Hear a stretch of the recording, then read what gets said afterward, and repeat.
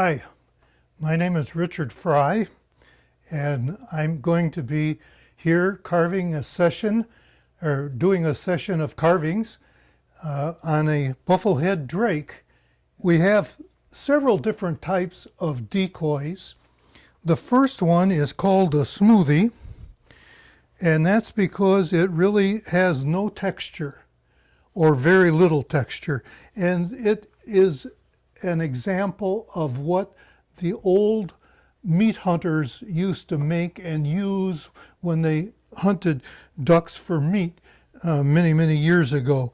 And believe me, they didn't paint them very accurately or didn't waste any time in the shaping, but contests have caused us to try to embellish and make them look more lifelike. Anyway, we're going to be making a smoothie in this class, although I will give you a little bit of instructions if you wanted to go further into a different one. You'll notice that the tail feathers are real thick, the wings are not undercut, nothing is easily broken off of one of these things. You just want to shape it correctly and paint it correctly, and that's what our goal is going to be during these sessions.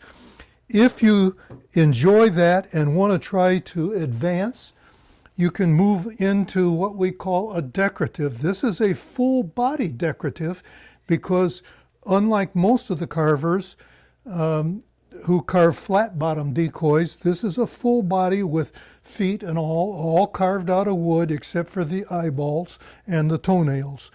And it's fully detailed. Each feather has got all the little lines of wood burnt in, and the iridescences in the head are very subtle, and the tail feathers are very thin, and the webbing on the feet is very thin. And so this is more what you get into when you want a realistic looking bird. Most carvers use what we're going to be using today, which is basswood. It's a relatively grainless, light, but sturdy wood. I've intentionally chosen a blank that has some cracks in it and some holes in it and so on, because it's not necessary to have a perfect piece of wood for a smoothie. And so when we get to the point where those cracks are going to show or whatever, I'm going to show you how we take care of that. But anyway, we're using basswood today. One of the things that you have to have when you want to carve is a pattern. The patterns that I like the most are authored by Pat Godden with his permission, and he always gives people permission to Xerox them, to use them for classes and stuff. These are the four prints that we're going to use for the bufflehead drake, and it gives side views, front views, and patterns for the layout of feathers, and those are very accurate according to a live duck. Off of those patterns, I cut out the shapes of the four things that I wanted, just in plain paper. And then I put these on the wooden blanks and drew in what I need to have with a pencil. And I'm going to copy those now with this magic marker so that you can see this is what we'll cut out on the bandsaw. It makes it to where you can get rid of a lot of wood in a hurry if you can do it with a bandsaw. And that blank that I just showed you will look like this when we get it cut out. As far as burrs are concerned, the one thing you want to do to start out with is to buy a cylindrical Cutsall is one brand name, but this is the type of cutter. It's very aggressive. It takes wood away really fast, and it leaves a relatively smooth, thick surface when it gets done. I use those until I'm ready to start sanding. And then after I start sanding and I want to put fine detail in or work around some areas that are real small and stuff like that, I'll go to a diamond burr, and this is the type that I like the most. It's a teardrop shape, and I use that for probably 80% of my diamond work. Okay, we're at my bandsaw, but we're going to do a little cutting on here and show you how to remove some wood in a hurry.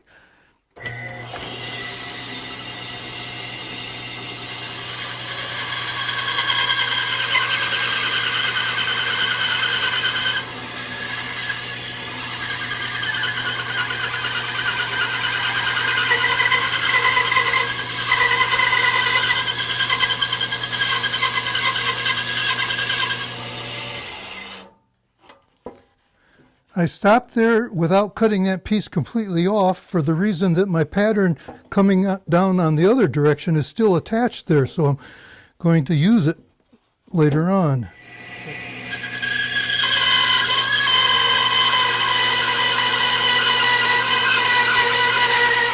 Now you can see that that's got all of this cut off. Now we're going to start really whittling.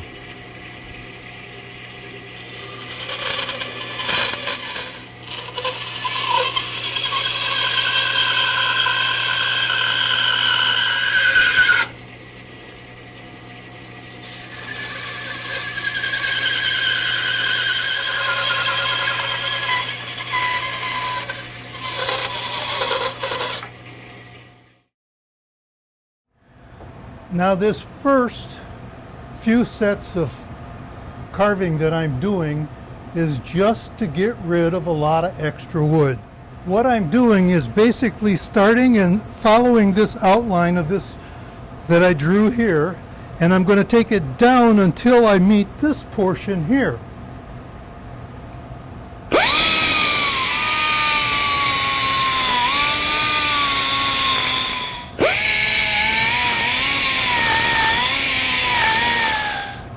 These are the cape feathers.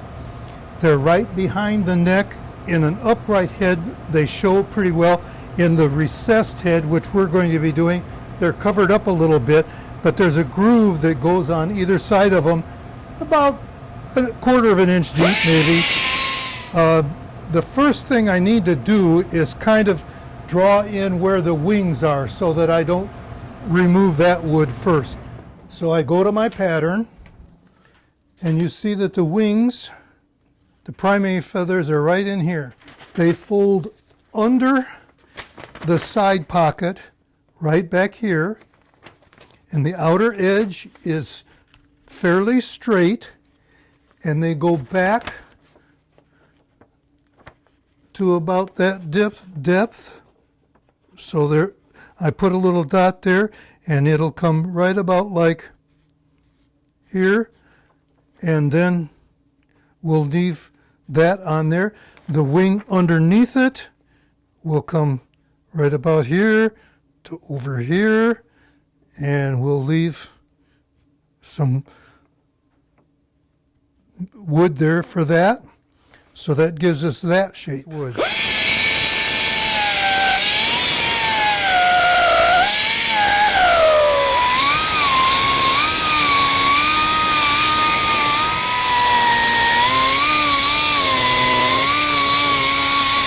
I have to stop now and tell you one mistake that beginners always make.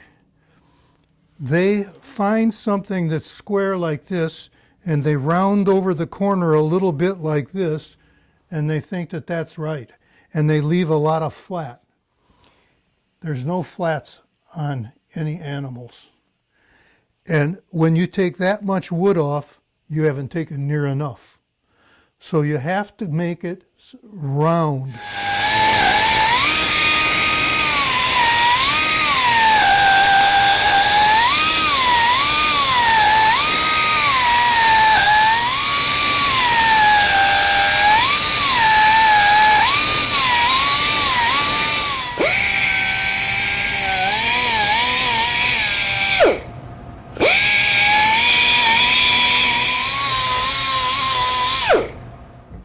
You can see quite quickly I've got that somewhat rounded out to where it's a shape that it needs. Now I need to do a little work on the design in the tail end of it.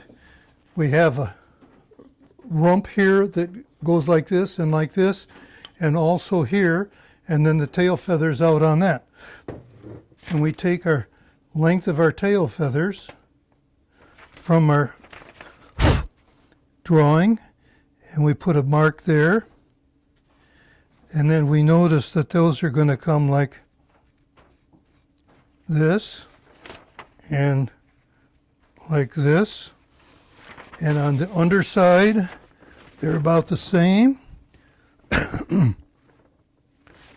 So we're going to take it like this and like this, and let's see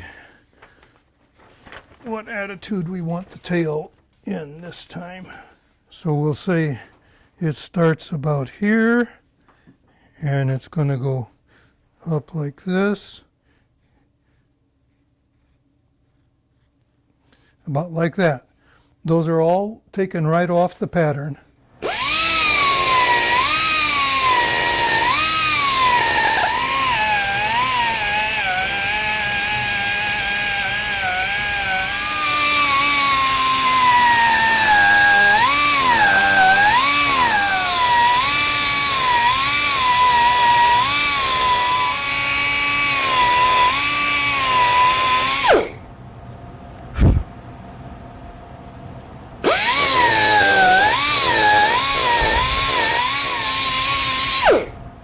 And there we have the body with a lot of the extra wood gone.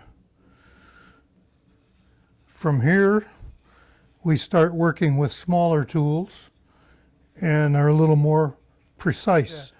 We're going to end up doing the same thing to the head, rounding it over and getting it out of the square. Or why I chose this duck is a couple of different reasons. First of all, it's small, and so it goes faster for people, and they don't get as bored with a large duck.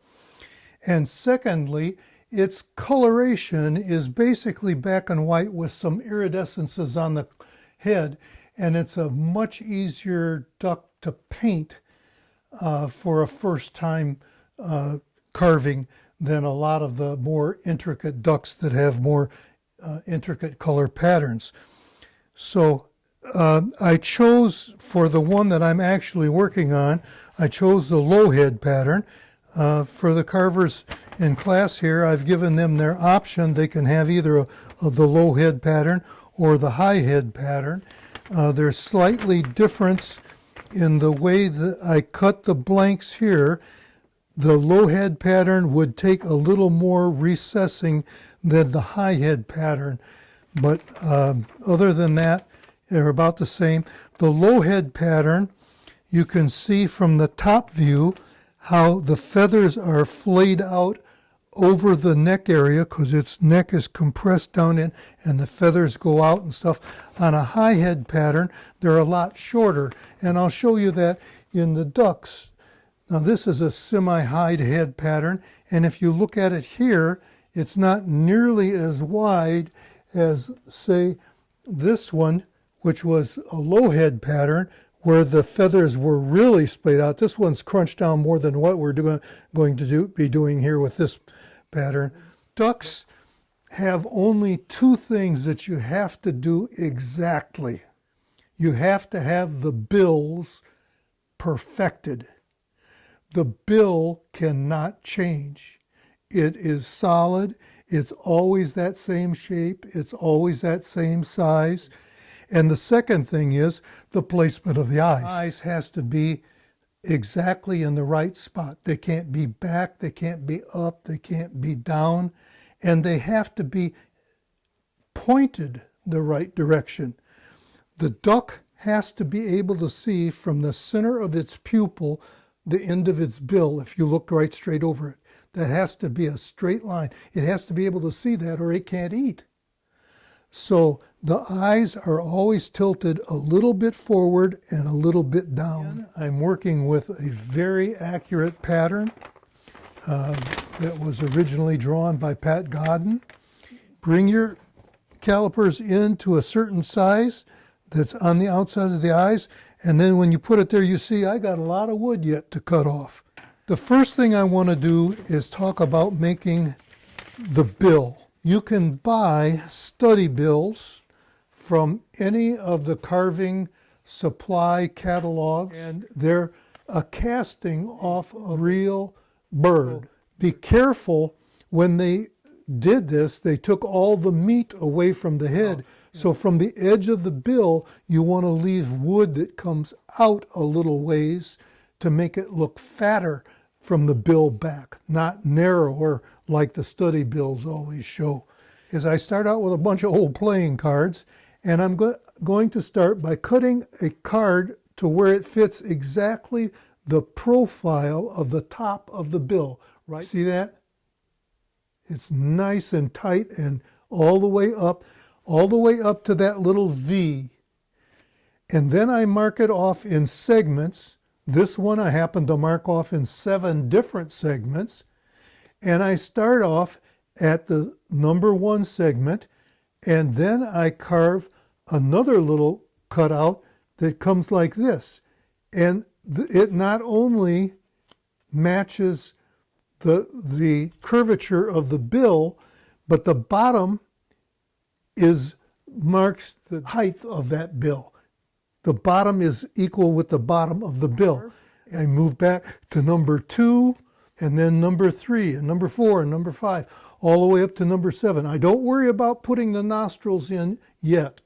I'm just getting the shape of the bill, both the width and the height and the depth. And I'm using the cut saw to start with. I'm going to start out, and I'm going to mark the width of my bill at the widest spot, which is at the rear on this bill. I'm going to draw the center line of the duck's head because I want to keep everything centered. You can see that I've pretty well got it down the center. And then I'll put this, which is the width, on there. You see the 2 marks that I've made there. That just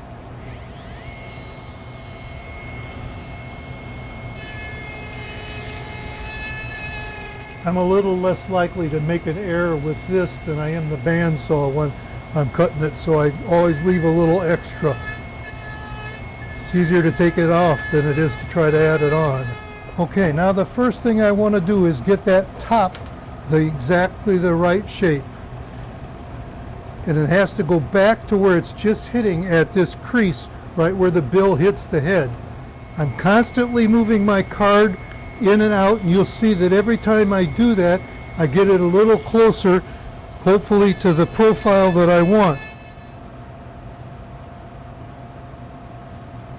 Okay, now once I get it to where I'm satisfied with the shape and the depth and so on and so forth, I will transfer those 7 marks on the bill, and that's where each one of these rounded pieces is going to land. And I want that center line to show. I'm going to draw about the first 2 or 3 marks in width and clean them all up at the same time. See, what I've drawn is just the excess, so I know how far to go in.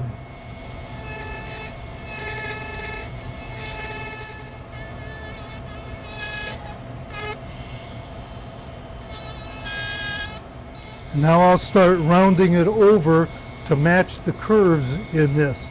You can see I'm starting to get close now. I got a little bit of a gap there yet. Okay, that makes me happy. That one's good now. And now I mark at the bottom of the card. That shows me how high the bill should be at that point.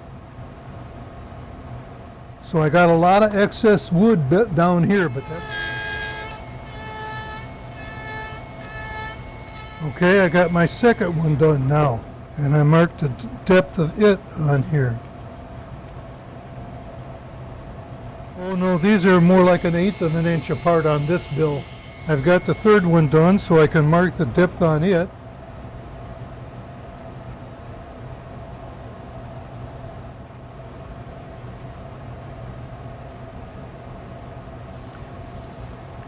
Basically you can see now how it's starting to shape up, but I've got those low spots for the three things that I've made the car to, and those high ridges in between have to be smoothed off to meet with the bottom of the thing, as well as rounded off in the front. Now in a duck's bill, when the bill is shut, the front half of the bill, the bottom bill actually sits up in it, so it's recessed and it's straight across from here. But from that point back, a different profile. See, you can see this edge from right here to here. So you don't want to take that wood away. Do you see that? This last one, this number 7, would come right like this. But that's not where the bill ends. That would be equivalent of right here where this V is, coming down like that. Then you have to carve the rest of this in, and the way you do that is I take my calipers again and I measure from the back of the jaw to the tip of the jaw, and I'll put that up here and I'll draw a mark there. From here we have this little V, and you want to get the distance across and mark that back there, and the distance back.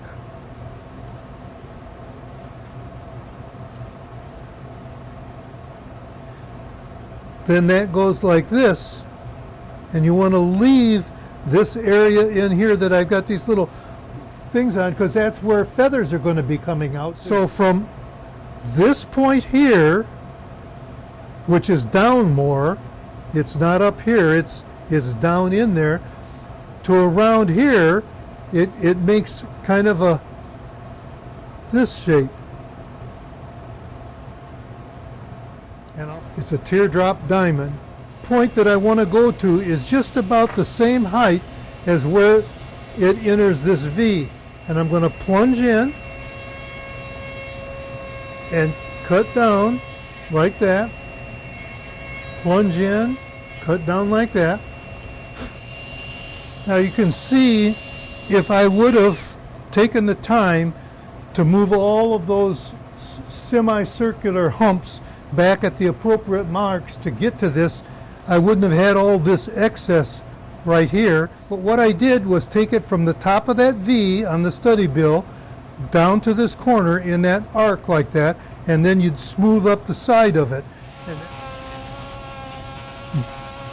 But you can see as I got that one side of the bill now somewhat shaped. But this gives you the idea of how you find out how deep it is, what the shape is, and how wide it is. The other thing that we need to do, and I will show you that, is how to put the nostrils in. Now we're going to start shaping the head a little bit. The widest part of a duck's head is where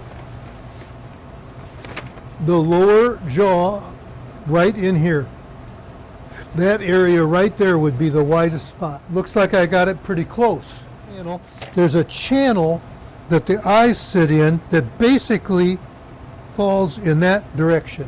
And then your eyes, this one, the eye is going to go right about in here, okay? So we need a groove in there, and that's going to be about that wide. So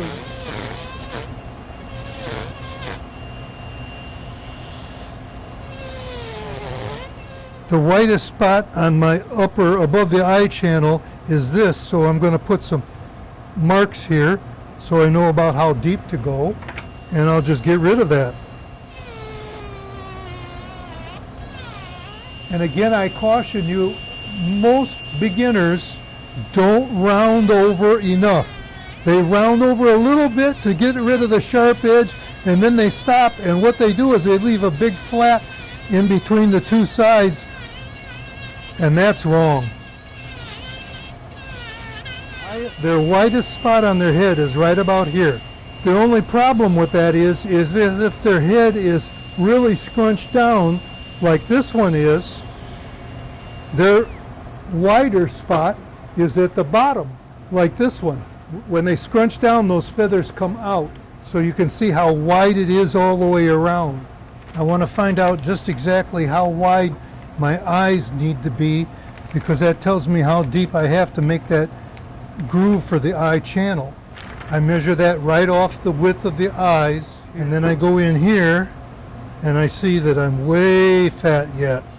Now you see I've rounded off this front to where there's no flat left in there, and that's the way you want it all the way around. You don't want any flats.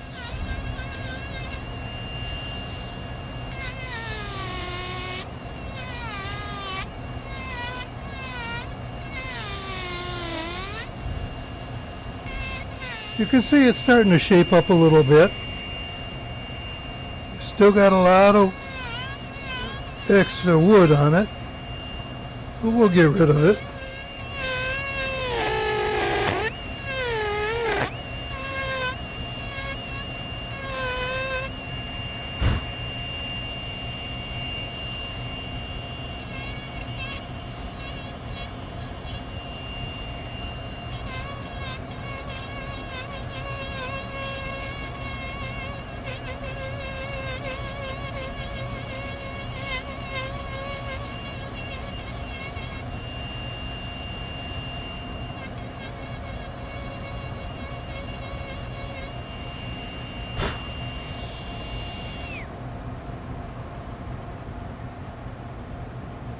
You can see it's starting to shape up a little bit. We want to leave a lot of this wood on the bottom until we're ready to get a little more aggressive with the body of the bird itself.